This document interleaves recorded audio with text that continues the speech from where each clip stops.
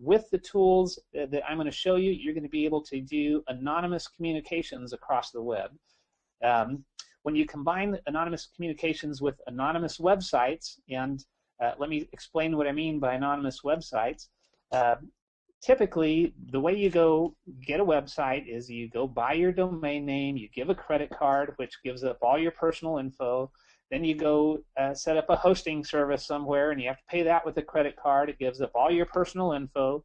Right now, there's companies out there that will anonymously register your domain name and host the site for you, and they'll take payment in Bitcoin, of course, digital cash, and you can now anonymously set up websites and protect your privacy. So I talked about Bitcoin. That's the anonymous money portion of that. So when you can combine all those things, anonymous communications, encrypted emails, you combine anonymous website hosting and registration, and then you add anonymous money in the form of Bitcoin, you've created essentially your own virtual corporation that gives you those privacy, profits, and protection. And so to create a virtual corporation, you create it by simply starting to act like one. You set up these steps when you put your business together, and by simple declaration and operations, you become a virtual corporation. And if you're using anonymous websites, anonymous hosting, anonymous money, then you are no longer in any jurisdiction that wants to tax you, because you are now free. So I'd like to share with you a case study of a website that is actively operating right now, been operating for over 1.5 years, and it's an online free market operating as a virtual corporation, and it's called the Silk Road. And Silk Road can only be accessed through the Tor Onion network, which is an anonymous, what we call the darknet. And so there's no way you can find out where this website is being hosted from. And it's basically the eBay free market where people can buy and sell practically anything they want to. Mutual consenting, voluntary adults can engage in these transactions without interference by third parties, and so they can buy and sell anything they want, even if some other people don't approve of what they're buying and selling. So some of these things are plants and herbs and derivatives that help people medicinally or for entertainment purposes as well. So you can buy any drug that's outlawed in most jurisdictions. You can right now go to Silk Road, create an anonymous account, access the website anonymously, pay with anonymous Bitcoins, and receive your product shipped to your doorstep if you like. So powerful, powerful. Do a Google search on Silk Road. You'll find some great stories on that. As a matter of fact, John Stossel runs a TV show just a couple days ago, had a 5 or 6 minute segment on there that talks about Silk Road, talks about Bitcoin, and talks about how powerful it is, and also it explains how governments and central planners are powerless to try and stop it. As a matter of fact, I have a link to that video on the keepyourassets.net website, which I'll show to you in a few minutes. So anyway, so that's the virtual. I've probably given you guys a lot of material that we can discuss. There's so much more I could cover, but I don't want to keep you here all day.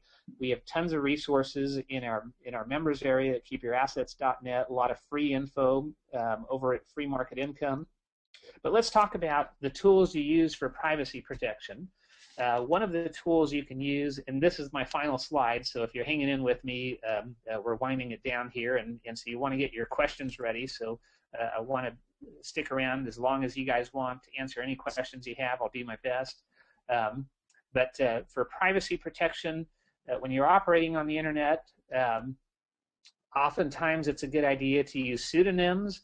Another word for this is pen names or professional names or stage names.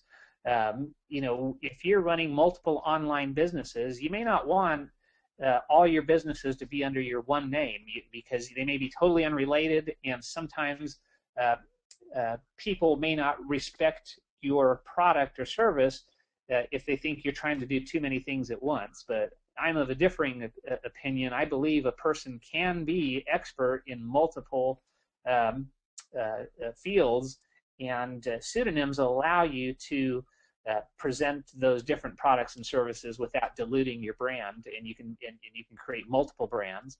So pen names, you can encrypt your data and communications using things like PGP. Virtual private networks allow you to access the internet privately. If you're unsure what to name yourself, your pseudonym, go to fakenamegenerator.com. You can pick your country, your sex, and it'll come up with names that are that originate in that region. It'll give you social security number. It'll give you a credit card. Obviously, it doesn't work, but it'll give you an email address. It'll give you an actual physical address that you can totally create an alternate identity with that site. Oftentimes, when you're out on the web and you're signing up for free things, or you're logging into sites where you want to make a comment, a lot of times they won't let you access those sites until after they send you an email link that you have to then click on and verify before you can start accessing those sites. But you may not want to give out an email address, or you may not want to get on all these mailing lists. So there's a really cool service called 10minutemail.com. You go there, it'll create an automatically generated email address, and then you can go plug that in on this third-party site that you're looking to access.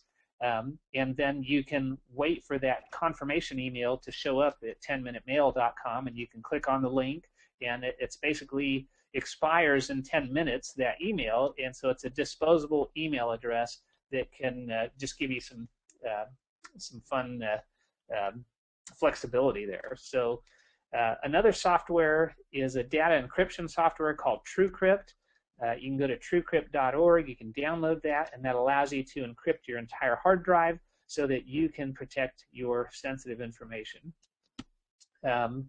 There's a PGP software out there that you can use to encrypt your emails and files. This is more towards emails, but you can also encrypt your files on your computer. But for those of you who use PCs, you go to this gpg4win.org. You can download it, it's free, and you can begin sending encrypted emails. If you're on a Mac, you can go to pgptools.org and download a version for Mac. The Thunderbird email client has a really nice plugin that interfaces with these, and it makes it real easy to send encrypted mail back and forth. So those are some great tools for privacy.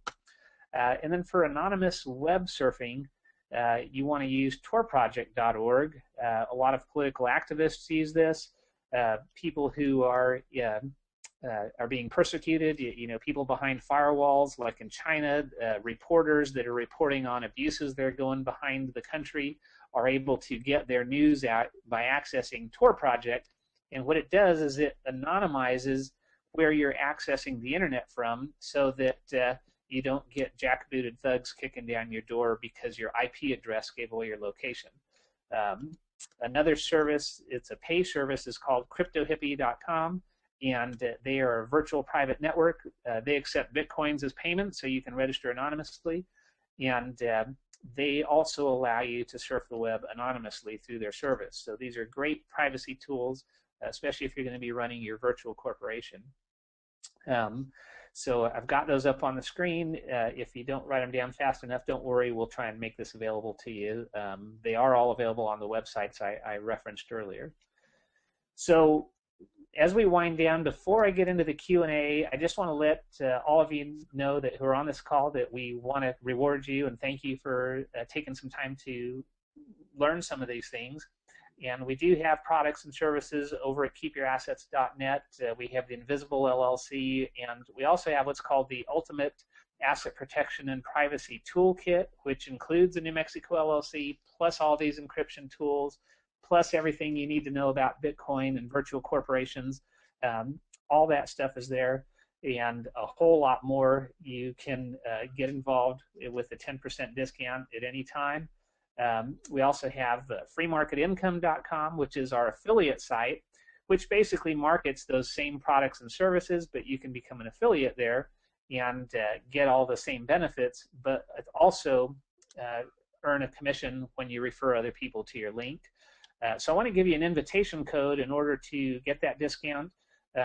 Just write this down, keep it handy, take some time, go look at those sites, and if anything there piques your interest or it looks like a tool that would be useful for you, save that invitation code, Freedom11, and if and when you decide to get involved with any of those things, just use that code. You'll get an automatic 10% discount.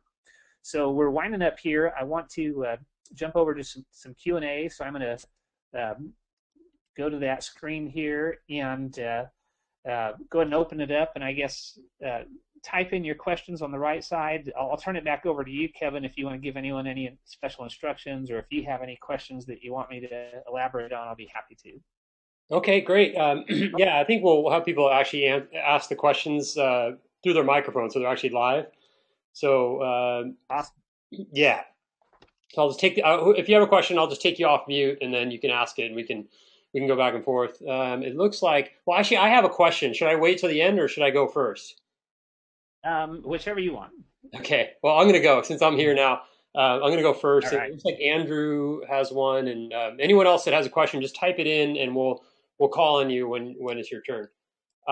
So for the New Mexico LLC, which I just ordered one, why doesn't New Mexico clamp down? I mean, you said all the other states are pretty much, you're not anonymous, but New Mexico is special. And why is that? And can that change? Like, do you think in the next couple of years they're going to also, take the cue from all the other states and start clamping down on people? Sure, great question, and I have a couple theories on that, and I don't know the real answer, but I can guesstimate. And one of them is just even though we're in unfree markets, there's still some level of competition, and states compete with each other for revenue. And so New Mexico, I think when they decided to start LLC legislation and create statutes for this, some clever people who helped them draft those statutes for the LLC, or the limited liability company, I think by design or subtly, they crafted the language to allow you these great competitive advantages over other states. So I think whoever they had prepare that was a forward-thinking person that was either motivated to increase the competitiveness of their particular state, or my second hypothesis is that these power players, the people who are in positions to create these laws, built into it their own little personal refuge. So they created their own little loopholes in there. And I've been dealing with New Mexico LLCs for over 16, 17 years now, and the legislation or the use of them has only gotten better, and so the trend is good. I think as the world progresses, who knows what will happen in the future? If they begin to be revenue hungry, they might institute more fees. But what will happen is someone else who's more competitive will come up with something better. But in the 16 years or so that I've been doing it, I haven't found anything better. A lot of people talk about Nevada corporations or Wyoming LLCs, and all of those are either more expensive or require you to file reports and file fees, and they don't preserve your privacy, and they're just not as good as the New Mexico LLC. With that said, we're rapidly approaching the time to where, because of Bitcoin and its ability to give more power into the people's hands, more jurisdictions are going to have to learn to be, number one, live within their means, because they're going to be less able to take taxes from you by force, because you can simply opt out of their system to a great degree. So a lot of jurisdictions are going to have to go through the painful process of cutting their budgets, but at the same time, if they want to attract more business, they're going to have to be more competitive.